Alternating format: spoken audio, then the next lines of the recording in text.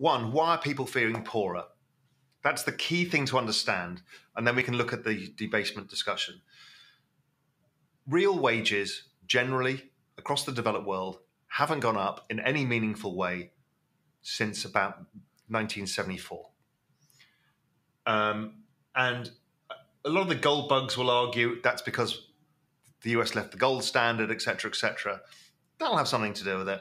But more so with something else is in the US alone, 76 million people enter the labor force at the same time, basically, which is the baby boomers.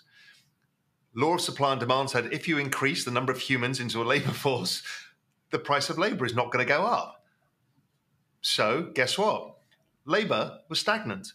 And then what happened is all of those people started buying stuff all at the same time. They all turned 30 at the same time back in like 1980, and they bought everything, their first house, their first car, and that created the great inflation. So that's demographics all over again.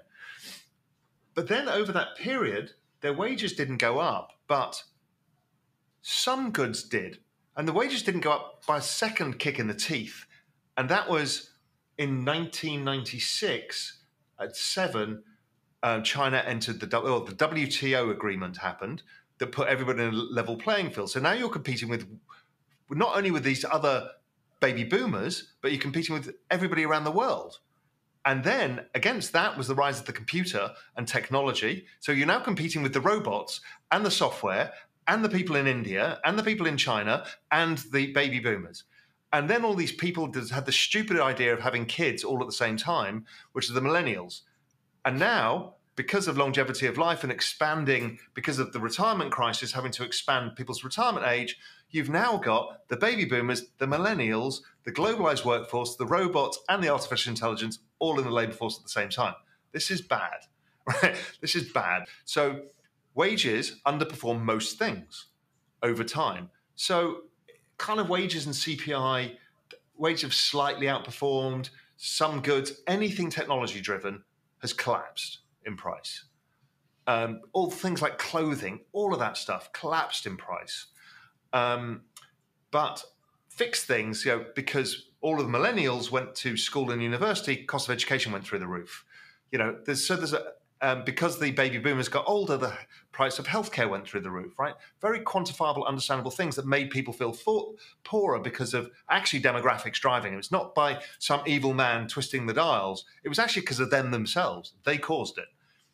But there was another problem here, is that as people realized that they weren't getting wealthier and some of these fixed assets were going up over time, housing, equity markets, other savings vehicles, because these are basically future savings, right? Investing in properties is a future release of capital when you've retired or you hand it over to your kids or whatever you do with it, but it's a saving vehicle. And they were getting less access to savings vehicles. So what did they do over time as prices got more expensive and had to pay for this education, this healthcare and all this other stuff and this housing? They borrowed money. And then they borrowed more and more and more money to make up for the shortfall. When you actually adjust household balance sheets in the US, adding wages plus borrowings, it keeps in line with stuff like the S&P. But what they did was basically hole themselves out and create this massive indebted economy. And then meanwhile, these fixed assets were creeping higher. Cut to 2008 and something happened that none of us had dealt with before, is they decide that they were going to do something called quantitative easing, which was buying bonds by printing money. And that, no, it wasn't inflationary and it wasn't going to go through the banking system and it was mainly technical. And part of that's right. And it didn't cause inflation, really. CPI never was correlated to it. And so the central banks did more of it. And it kind of started stimulating markets and they thought, oh, this is good. This helps out with the pension crisis and all of these people's savings. But the problem is these assets started taking off in price and the wages didn't. So now you can buy less of an ounce of an ounce of gold or less of a house or less of a share of the S&P or whatever it may be.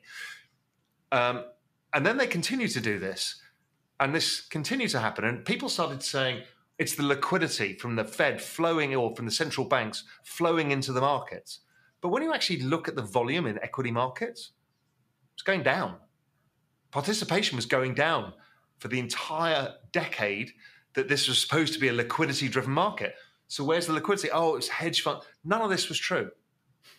What actually was happening is something more insidious, something more awful, was the fact that the value of money itself, not the value of the currency, which is the dollar or the euro or the yen, the value of money was going down, and the money was being debased because we were making more of it. So the same example of those baby boomers entering the labor force, too many people at the same time, too much money at the same time, made the value of money go down relative to the assets. Now, everyone goes, huh?